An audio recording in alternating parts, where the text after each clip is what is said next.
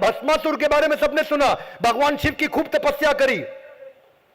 अब भगवान शिव भी टेंशन में आ गए, इतनी तपस्या कर रहा, भगवान शिव आ गए, अवतार लिया, दर्शन दिया उसको। बोले क्या चाहिए? बोला ऐसा वरदान दो जिसके सर पे हाथ रखूं भस्म हो जाए। भगवान शिव को बोलना पड़ा तथास्तु। फिर ये भगवान शिव के पीछे भागे, अभी आप ही को भस्म करूंगा। क्या भोग ऐश्वर्य प्रसक्ता नाम तयाप्रत चेतसम। कैसे? एग्जाम्पल सुनना। भगवान शिव भाग करके गए किनके पास? अल्टीमेटली सबको उधर ही जाना, त्रिलोकीनाथ सर्वलोक महेश्वरम। भगवान श्री विष्णु के पास गए, बोले बचाओ मुझे। बोले क्या हुआ? बोले भस्मासुर को मैंने वरदान दिया, भी मुझे भस्म करने आ रहा है। भगवान ने बोला इजी है। बोले कैसे? मोहिनी रूप बनाया। मोहिनी रूप बन करके भगवान शिव से पहले भस्मासुर के आगे आ गई मोहिनी। वो इतना भोग ऐश्वर्य प्रसक्ता नाम तया अफृत चेतसाम, इतना अचानक डिस्टर्ब हो गया मोहिनी को देख के कि उनको बोला है शिवजी को छोड़ो, तुम मुझसे विवाह कर लो। बोले ठीक है, मैं विवाह तो उसके साथ करूंगी जिसको डांस करना आता हो, नृत्य करना आता हो। बोला वो मुझे आता नहीं, सिखा दो। मोहिनी बोली सिखा दूंगी। और डांस में उसको लगा दिया, वो भी डांस करने लगा। भस्मासुर डांस करते करते अलग अलग स्टेप किए और ऐसा पीछे हाथ रख के ऐसे ऐसे स्टेप किया। उसने भी ऐसे ऐसे किया, अपने ही सर पे हाथ रख लिया, भस्म हो गया। इसको बोलते हैं भोग ऐश्वर्य प्रसक्ता नाम। क्यों? उसको याद नहीं रहा। आदमी की मेमोरी उसी दिन समाप्त हो जाती है जिस दिन उसका भोग ऐश्वर्य में मन लगता है। इसीलिए मैं स्टूडेंट्स को हमेशा बोलता हूं कि जिंदगी में कुछ भी बनने का हो, सारी किताबों से पहले अपने हाथ में भगवत गीता रखना सफलता की है वो कुंजी जो दुनिया में और कोई नहीं दे सकती। क्योंकि पृथ्वी के इतिहास के पहले मोटिवेशनल स्पीकर भगवान कृष्ण थे। भस्मासुर तो परफेक्ट एग्जाम्पल। संसार में भी बहुत एग्जाम्पल। ये Bill Clinton versus Barack Obama, एक दुनिया की सबसे बड़ी डेमोक्रेसी, सच में शक्तिशाली देश के दो सबसे शक्तिशाली राष्ट्रपतियों में से एक रहे। एक 42वां राष्ट्रपति, एक 44वां राष्ट्रपति अमेरिका का। वो 42वें थे बिल क्लिंटन और ये भाई साहब 44वें थे बराक ओबामा। दोनों में जमीन आसमान का अंतर। दोनों ने बड़े बड़े डिसीजन लिए। दोनों 2 बार आए अमेरिका में। दोनों ने शराबी पिता और अपनी मां के साथ जिंदगी बिताई। दोनों में कई समानताएं थी पर काम करने की शैली दोनों की बिल्कुल अलग थी। बिल क्लिंटन कांस्टेंट स्कैंडल्स में फंसे रहे, पौला जोन्स, मोनिका लेविंस्की, अलग अलग केसेस में फंसे। बराक ओबामा हर संडे चर्च जाते थे, इतने धार्मिक थे। बराक ओबामा लॉयल्टी और इंटेग्रिटी के लिए जाने जाते थे। ये बिल क्लिंटन के आने के टाइम पे फेडरल प्रिजनर्स और क्राइम डबल हो गया। बराक ओबामा के आने पे पिछले 30 साल में लोएस्ट हो गया। बिल क्लिंटन के टाइम पे चढ़ती हुई इकोनॉमी गिरती हुई निकल के गई। 2007 आते आते अगले राष्ट्रपति के हाथ में फेडरल बैंक के क्राइसिस हो गए, बैंकिंग क्राइसिस हो गए। और जब बराक ओबामा के हाथ में आया, 25 मिलियन नई जॉब क्रिएट करी, 30 साल में सबसे ज्यादा सफल राष्ट्रपति बने। ये फ्लैम्बॉयंस के लिए जाने जाते थे, वो इंटेग्रिटी के लिए जाने जाते थे। ये अपनी गलतियों के कारण और अपने आप को हीरो दिखाने के लिए जाने जाते थे। ये भारत, ये अमेरिका देश को हीरो बनाने के लिए जाने जाते थे। यही अंतर मुगल और मौर्य साम्राज्य में भी था। मुगल साम्राज्य की खास बात क्या थी कि ये कब किसको मार दे, अपने भाई को, अपने पिता को मालूम नहीं। ये कब किसके साथ संबंध बना ले, शारीरिक, अपनी मां, अपनी बहन और प्रजा में किसी के साथ पता नहीं। मुगल साम्राज्य के अंदर कितने ऐसे केस निकल के आए जहां अपने ही बेटे को, अपने ही भाई को, अपने ही पिता को मरवा दिया गया। पर मौर्य डायनेस्टी चाणक्य पंडित की गाइडेंस में शुरू हुई थी। वहां पे इंद्रिय तृप्ति को हटा करके इंद्रियों को समाज की सेवा में लगाने के लिए बताया गया था। चाणक्य पंडित ने जहां गाइडेंस दिया वहां गेम चेंजर था। मौर्य डायनेस्टी ऐसी थी कि राम राज्य के बाद यह दूसरा ऐसा राज्य आया पूरे भारत के इतिहास में जहां प्रजा हमेशा सुखी रही है। राम राज्य के बाद यह दूसरा ऐसा राज्य आया जहां सबसे बड़ी सेना पिछले 2500 साल में आज तक कभी हुई है। राम राज्य के बाद यह दूसरा ऐसा राज्य आया जहां पे एडमिनिस्ट्रेशन और ऑपरेशन सबसे अच्छे रहे। पहली बार ब्यूरोक्रेसी इंट्रोड्यूस करी गई, पहली बार मिनिस्ट्रीज बनाई गई, पहली बार सेंट्रल टैक्स सिस्टम बनाया गया। राम राज्य के बाद यह दूसरी बार ऐसा हुआ था जब लोग बहुत खुश और प्रोग्रेस और इकोनॉमिक प्रॉस्पेरिटी कंटिन्यूसली बढ़ रही थी, क्योंकि यहां गाइडेंस चाणक्य पंडित की थी।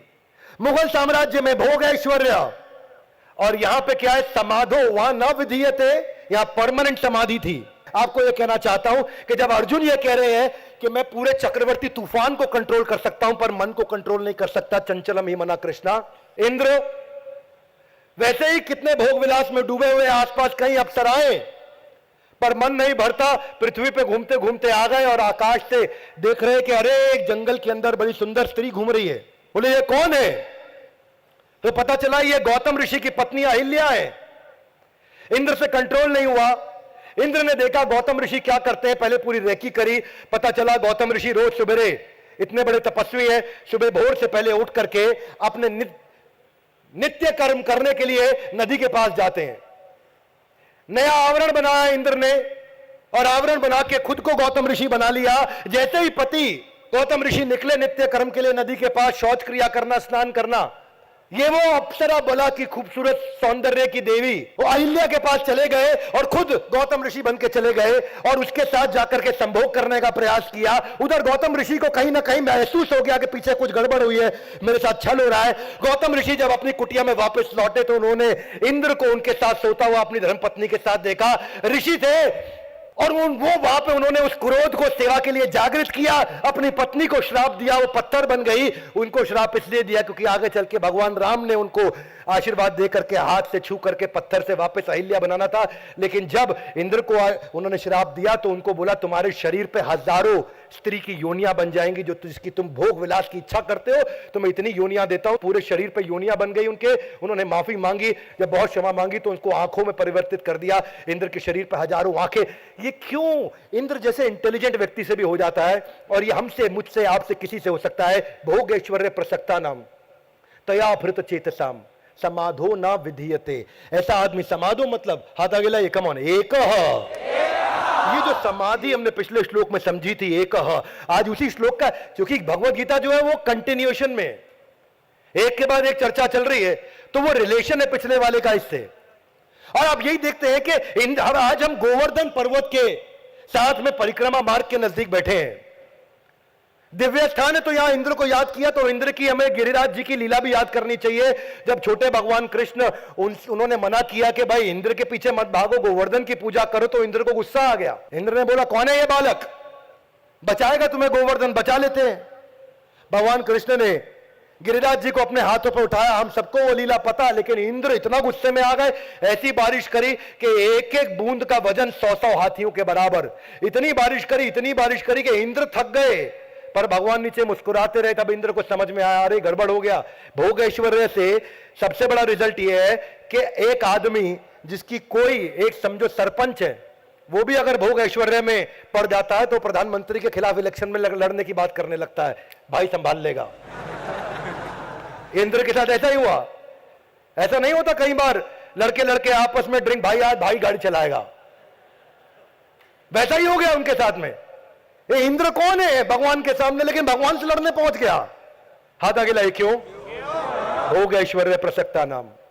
द प्रॉब्लम विद भोग ऐश्वर्य is that you immediately get distracted and illusion to this extent. इतना डिस्ट्रैक्ट इल्यूजन हो जाएगा कि समझ में नहीं आएगा मैं लड़ किससे रहा हूं। आज समझोगे मैं लड़ किससे रहा हूं, और उसी चक्कर में व्यक्ति फंस जाता है। हुमायूं इतना भोग ऐश्वर्य में रहता था, इतना भोग ऐश्वर्य में रहता था कि मुगल डायनेस्टी में सबसे ज्यादा पॉपुलर था हुमायूं। उनके पिता बाबर फिर भी स्ट्रांग थे। उनकी मृत्यु के बाद जब हुमायूं आया तो परमानेंट मजा कर रहा था, आनंद ले रहा था। बहुत बड़ी सेना थी, 40,000 की सेना हुआ। शेरशाह सूरी आए, उनकी 15,000 की सेना। बस क्योंकि हुमायूं के पास लीडरशिप नहीं दिया, प्लानिंग नहीं किया, स्ट्रैटेजी नहीं बनाया, आपस में कम्युनिकेशन नहीं रखा, टीम्स के साथ रिलेशनशिप नहीं बनाया, वॉर की प्रैक्टिस नहीं करी, इसलिए 15,000 की सेना ने 40,000 को तुरंत बर्बाद करके उखाड़ के समाप्त कर दिया। इसका कारण क्या है? भोग ऐश्वर्य प्रसक्ता नाम। रावण को कई बार आजकल मैंने देखा, पिछले दशहरे पे इतना ग्लोरीफाई कर रहे हैं लोग रावण को कि उसने सीता को हाथ नहीं लगाया, तुम ज्यादा बड़े रावण, रावण तो बहुत अच्छा था। हाँ ठीक है, उसको संस्कृत का ज्ञान था, उसके 4 वेदों का ज्ञान था, वो भगवान शिव का भक्त था, लेकिन भोग ऐश्वर्य के चक्कर में बहुत सारी गड़बड़ पहले कर चुका था। वो कई बार अपराध कर चुका था। रावण की कथा किसी दिन अलग से लूंगा मैं। 10 सर 20 आंखें, फिर भी नहीं दिख रहा उसको क्या करना चाहिए। 20 आंखों से भी नहीं दिख रहा है। कितनी औरतों ने पहले उसको श्राप दे चुका था। रावण जब स्वर्ग लोग गया था तो रंभा उसको मिली वहां पे, और युद्ध के बाद रंभा को अपने साथ लाया। रंभा बोली नहीं नहीं, आप ही के बड़े भाई कुबेर के पुत्र नल कुबेर से मेरा विवाह होने वाला है। मैं आपकी पुत्रवधू हूं, आपकी डॉटर इन लॉ हूं। आप नहीं मेरे साथ ऐसा कर सकते। फिर भी रावण ने जबरदस्ती करी, भोग ऐश्वर्य प्रसक्ता नाम तया भृत चेतसाम। हाँ, है रावण हमारे में और मुझ में, अगर मैं भी यही काम करता हूं तो। और फिर वही तया भृत चेतसाम इज गेटिंग डिस्टर्ब्ड, और पकड़ लिया रंभा को, खींच के जबरदस्ती करी और उनके साथ में दुष्कर्म किया, जिसका बाद में चल के नल कुबेर को पता चला, जिसने श्राप दिया रावण को कि आइंदा से अगर तुमने किसी स्त्री को उसकी इच्छा के विरुद्ध अगर छू भी लिया तो तुम्हारा सर 100 टुकड़ों में बट के समाप्त हो जाएगा। यह कारण था रावण ने सीता को नहीं छुआ। यह नहीं था कि रावण को तुम भगवान की तुलना कर दोगे। रावण ने तो अपनी पत्नी की बड़ी बहन माया के साथ भी छल किया, और माया इतनी सुंदर थी कि माया की माया में फंस गया वो, और उनके साथ भी दुष्कर्म किया, जबरदस्ती किया, जिसके कारण उन्होंने बाद में उनको श्राप दिया और बोला स्त्री की वासना ही तुम्हारी मौत का कारण बनेगी। रावण को कई बार इसीलिए मिले। और यही सारे अपराध छोटे बड़े हमारे करियर में, हमारी सक्सेस में, हमारी ग्रोथ में, और उसी के लिए भगवान ने भगवत गीता दी थी, उसको जीवन में उतारने के लिए। Everybody Gita in louder, come on, Gita in. Gita जीवन में उतारने के लिए, हाथ जोड़ने के लिए नहीं, अगरबत्ती घुमाने के लिए नहीं, हाथ में रख के कसम खाने के लिए नहीं। गीता भगवान जीवन में उतारने के लिए है। और इतना कुछ है, मैं वचन देता हूं, आप भगवत गीता पढ़िए और जिंदगी में जो चाहते हैं, ये ऐसा कल्प वृक्ष है। अच्छा चाहेंगे वो भी अचीव होगा, बुरा चाहेंगे वो भी अचीव होगा, भगवान की शरण चाहेंगे तो वो भी अचीव होगा। ये था आज का श्लोक, भोग ऐश्वर्य प्रसक्ता नाम तया भृत चेतसाम व्यवसाय आत्मिका बुद्धि। व्यवसाय आत्मिका, आपका व्यवसाय और आप एक क्यों नहीं हो रहे? क्योंकि समाधो न विधीयते, ऐसे आदमी का कंसंट्रेशन बिल्ड नहीं हो सकता। तो दूसरे अध्याय के 41वां श्लोक यानी कि पिछले एपिसोड से रिलेशन यह है कि भोग ऐश्वर्य को छोड़ दो, अपने गोल को पकड़ो और उस पर फोकस बिल्ड करो। जितना मजबूत फोकस उतनी बड़ी सफलता। मैं भारत में एक एक घर के अंदर भगवत गीता पहुंचाना चाहता हूं, इसलिए नहीं कि धार्मिक किताब है। हर हिंदू, मुसलमान, सिख, ईसाई, बौद्ध, जैन, हर इंसान को गीता रखनी चाहिए और अपने जीवन में पढ़नी चाहिए, उतारनी चाहिए। धर्म का चश्मा उतार के फेंक देना चाहिए। और ये पूरे देश का मेरे साथ में मैं चाहता हूं आप वचन लीजिए कि इस भगवत गीता के मैसेज को पूरे देश, पूरी दुनिया में पहुंचाएंगे। ये भारत की पुस्तक नहीं है, इस पृथ्वी की पुस्तक है। ये हर देश में हर इंसान के पास होनी चाहिए। ये मेरी और आपकी, हर देशवासी की जिम्मेदारी है।